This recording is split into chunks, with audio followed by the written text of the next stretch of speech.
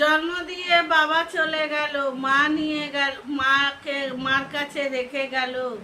মা দুনয়নে চোখের জলে মানুষ করলো সন্তানকে।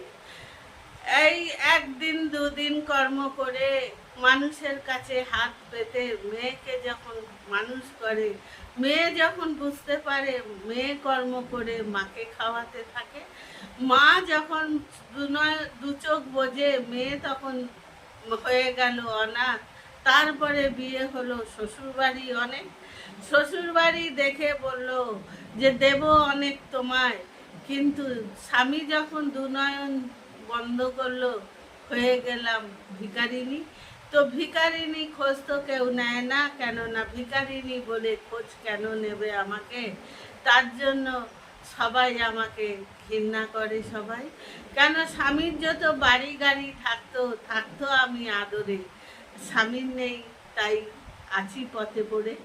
তো সেই জন্য সবাইকে বলবো, সবাই সবার পাশে থাকি, ভালোবেসে সবাই সবার সাথে থাকি।